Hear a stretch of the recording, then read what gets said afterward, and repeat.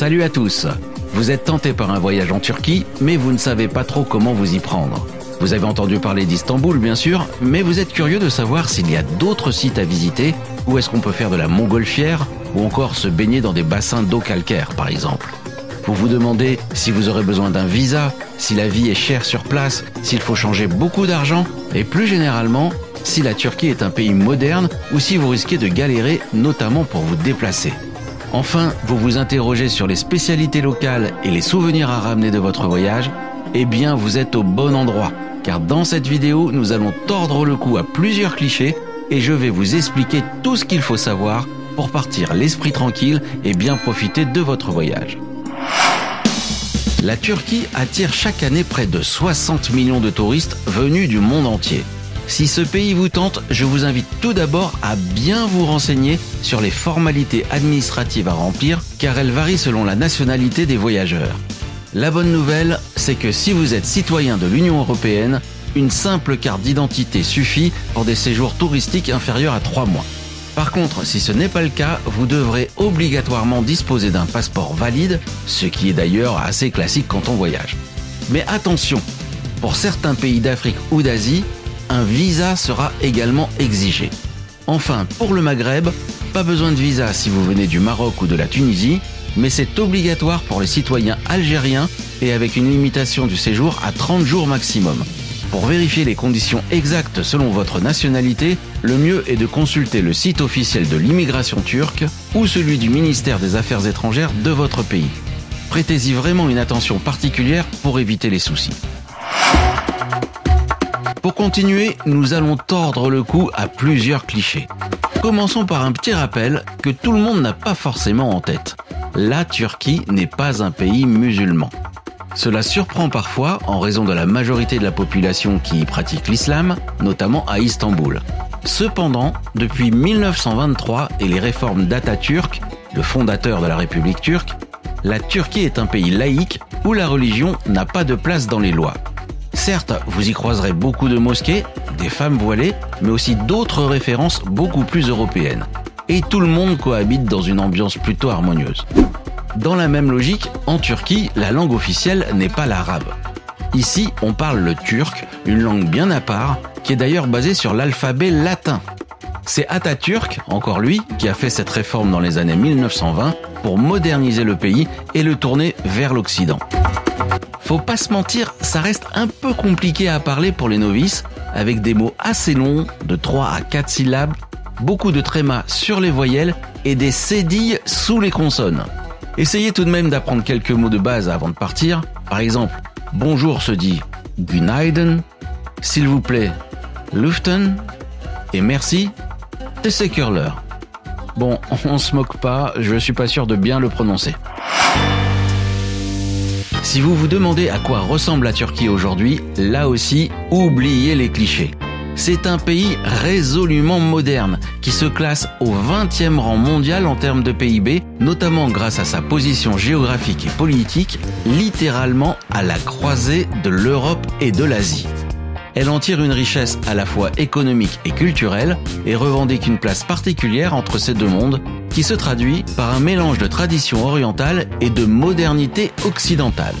Elle dispose donc de très bonnes infrastructures. À Istanbul, vous pourrez facilement vous déplacer en bus, en métro, en tramway, en taxi et même en Uber ou en covoiturage si vous le souhaitez. Pour sillonner plus largement le pays, vous pourrez prendre le TGV pour rejoindre d'autres grandes villes comme Ankara par exemple. Les autoroutes sont également bien entretenues, ce qui fait que les bus sont le moyen de transport le plus courant et le plus économique pour découvrir la Turquie. Les compagnies proposent des services avec la Wi-Fi et des boissons, des départs fréquents vers toutes les régions et même des trajets de nuit pour gagner du temps sur les longues distances. Sinon, la Turquie propose aussi des vols domestiques avec plusieurs aéroports répartis dans tout le pays.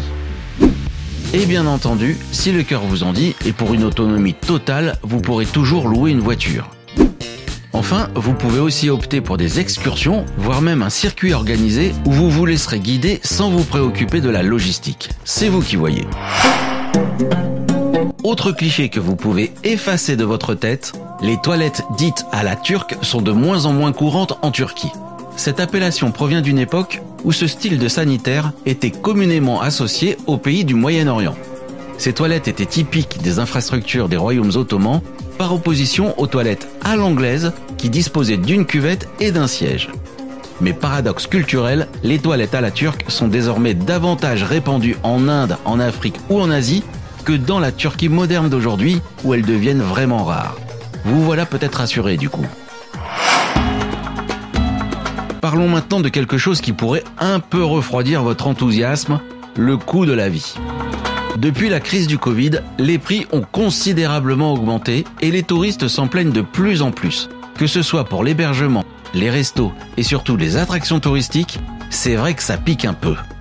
À titre d'exemple, il faut compter plusieurs dizaines d'euros par personne pour visiter le moindre monument à Istanbul. Personnellement, j'ai fait un vol en montgolfière au-dessus de la Cappadoce, c'était vraiment magique, mais ça m'a coûté plus de 200 euros. C'est donc un élément à prendre en compte, surtout si vous voyagez avec un budget serré. Si vous aviez entendu parler de la Turquie comme une destination bon marché, sachez que cela a changé. Ça reste plus abordable que dans certains pays d'Europe de l'Ouest, mais ne vous attendez pas à des prix cassés comme il y a quelques années. Vous aurez même parfois l'impression d'être un peu pris en otage et que le touriste est considéré comme une vache à lait. C'est probablement vrai, mais l'inflation semble également toucher la population locale et pas uniquement les voyageurs. N'hésitez pas à réagir en commentaire pour donner votre avis sur cette question. Par contre, vous n'aurez pas besoin de changer beaucoup d'argent sur place. Sachez que la plupart des commerces acceptent les euros ou les dollars. Pour bénéficier d'un taux intéressant, privilégiez les bureaux de change en centre-ville, près du Grand Bazar ou du marché égyptien par exemple. Évitez l'aéroport qui n'est vraiment pas avantageux. Mais alors, que visiter en Turquie ? Tout d'abord, Istanbul bien sûr. Prévoyez d'y séjourner au moins 3 jours, voire davantage si vous souhaitez profiter des principaux sites touristiques sans courir. Visitez d'abord Sainte-Sophie. Ancienne basilique, puis mosquée, puis musée et de nouveau mosquée depuis 2020, c'est l'un des monuments les plus emblématiques de la ville où les cultures et les religions se croisent depuis plus de 1500 ans. À quelques pas de là, rendez-vous à la Mosquée Bleue. Réputée pour ses milliers de carreaux de faïence bleue, c'est l'une des plus belles de la Turquie. Vous ne devez pas la manquer. Dans la même zone, vous trouverez le palais de Topkapi, qui fut la résidence des sultans pendant près de 400 ans. Une bonne occasion de vous immerger au cœur du faste et de la puissance de l'Empire ottoman. Profitez également de l'ambiance du Grand Bazar, l'un des plus anciens et des plus grands marchés couverts du monde avec ses 1500 boutiques. Sans oublier le marché aux épices, aussi appelé marché égyptien. Les quartiers de Taskim et de Galata sont également réputés, notamment pour des promenades nocturnes. Enfin, vous ne pouvez pas visiter Istanbul sans faire une croisière sur le Bosphore. Avec ses 30 km de long, il représente une frontière symbolique entre l'Orient et l'Occident, et depuis le bateau, vous pourrez admirer des palais ottomans, des mosquées, mais aussi des forteresses médiévales, ainsi que des quartiers plus modernes et résidentiels. Ensuite, je vous conseille 2 ou 3 jours dans la Cappadoce et ses paysages de cheminées de fées. La région était autrefois recouverte de lave volcanique qui s'est progressivement transformée en une roche tendre et friable. Puis l'érosion a fait son travail et voilà le résultat. Profitez-en pour visiter quelques maisons et églises troglodytes creusées directement dans la roche. Mais l'expérience la plus incroyable à vivre en Cappadoce, c'est un vol en montgolfière au lever du soleil pour observer la splendeur des paysages depuis le ciel. Comme on l'a dit, il faut prévoir un budget spécifique pour cela, mais vous vivrez des instants féeriques et des sensations à couper le souffle. C'est cher, mais ça vaut vraiment le détour. Puis descendez vers le sud du pays. Je vous conseille de visiter Pamukkale, célèbre pour ses bassins naturels d'eau calcaire. Pour être honnête, cet endroit est parfois décrié sur les réseaux sociaux parce qu'il attire désormais beaucoup de touristes. Par ailleurs, les bassins ne sont pas tous remplis en fonction de la saison ou pour des questions de préservation et de gestion de l'eau par les autorités. Mais pour moi, ça reste un des endroits les plus surprenants de Turquie. À quelques kilomètres, allez également explorer les ruines d'Éphèse. C'est comme une machine à remonter le temps qui vous ramène au cœur de l'Antiquité. On parle d'une ancienne cité grecque qui a ensuite été une grande ville romaine et qui est aujourd'hui un véritable musée à ciel ouvert. On peut presque y sentir l'ambiance de l'époque avec ses rues pavées, ses temples, ses théâtres et ses thermes, tellement le site est bien conservé. Enfin, si vous envisagez un circuit itinérant pour visiter la Turquie, vous parcourrez plusieurs centaines de kilomètres entre chaque site et vous apprécierez de vous détendre quelques jours dans une station balnéaire. Renseignez-vous bien sur Internet car le pays propose beaucoup de villes en bord de mer qui valent le détour, chacune avec leur propre charme et particularité. Vous trouverez davantage d'informations sur tous ces sites dans mes vidéos consacrées à la Turquie. N'hésitez pas à les regarder, je vous en remets les liens en description. Et maintenant, place à un des grands plaisirs du voyage, la cuisine turque. Franchement, préparez-vous à vous régaler. On connaît tous les kebabs, mais la Turquie, c'est bien plus que ça. Et notamment les mezze, qui sont des petits plats à partager, souvent servis en entrée dans tous les restaurants. Ça peut aller des feuilles de vigne farcies à du houmous, en passant par des salades super fraîches. Goûtez aussi aux fameuses pâtisseries, comme les baklava à base d'amandes et de sirop de miel. Et côté boisson, ne ratez pas le raki, l'alcool anisé traditionnel, et le thé servi dans des petits verres transparents. D'ailleurs, saviez-vous que bien que le café turc soit emblématique et célèbre dans le monde entier, le thé est de loin la boisson la plus consommée en Turquie aujourd'hui. Il a progressivement remplacé le café car il était moins cher et plus facile à produire à grande échelle pour répondre à la demande nationale. Le café turc est plus long à préparer, il est donc souvent consommé après les repas ou pour des occasions spéciales. Mais le thé en revanche peut être bu toute la journée et dans un cadre formel ou informel. Si bien que la Turquie est l'un des plus grands consommateurs de thé au monde. Selon les statistiques, les Turcs boivent en moyenne 3 à 4 verres de thé par jour et souvent bien plus.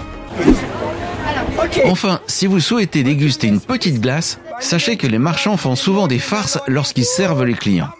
Ils manipulent la glace et réalisent des tours et des blagues en jouant avec le cornet, le rendant parfois difficile à attraper. Je vous engage à tester, c'est assez marrant.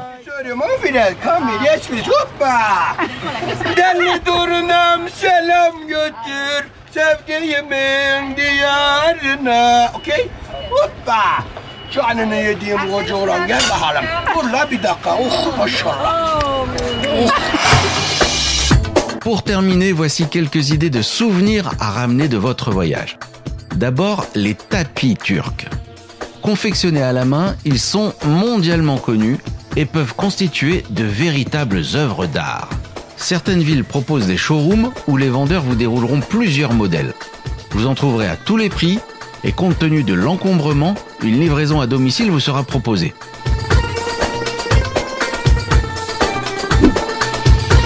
Autre spécialité, le cuir. Sac, veste ou ceinture, c'est un savoir-faire traditionnel bien établi en Turquie. Idem, vous pourrez assister à des défilés, voire même y participer avant de passer en salle des ventes. Si vous préférez quelque chose de plus compact, pensez aux bijoux en argent ou en cuivre, ou encore aux lampes turques colorées. Sinon, le célèbre talisman bleu contre le mauvais œil est omniprésent ici. Il est vendu en pendentif, en bracelet ou en objet décoratif. Enfin, côté gastronomie, vous trouverez également votre bonheur. Pensez au loukoum. Il se décline à tous les parfums, de la rose à la pistache, en passant par la grenade. Et en plus, ils ne prennent pas beaucoup de place dans les bagages. Et puis le raki, bien sûr, l'alcool national turc à base d'anis, peut être un cadeau original pour les amateurs de spiritueux. Quelques conseils toutefois pour l'achat de vos souvenirs en Turquie. Négociez les prix, surtout dans les lieux comme le Grand Bazar d'Istanbul, ça fait partie de la culture locale. Et attention aux contrefaçons, surtout pour les bijoux et les produits de marque. Voilà, vous avez désormais toutes les clés pour bien préparer votre voyage en Turquie. Vous l'aurez compris, c'est un pays fascinant qui mélange modernité, histoire et tradition avec des paysages époustouflants, une cuisine savoureuse, sans parler de l'accueil de ses habitants. Alors, prêt à réserver votre billet ? Si ce n'est pas encore le cas, et pour en savoir davantage, je vous invite à regarder mes autres films sur Istanbul, la Cappadoce et les autres sites incontournables de la Turquie. Je vous en remets les liens en description. N'oubliez pas de laisser un pouce bleu si la vidéo vous a plu, de vous abonner à la chaîne pour ne pas rater mes prochaines aventures, et n'hésitez pas à poser vos questions ou à donner vos conseils pour enrichir les échanges. À très vite pour de nouvelles découvertes.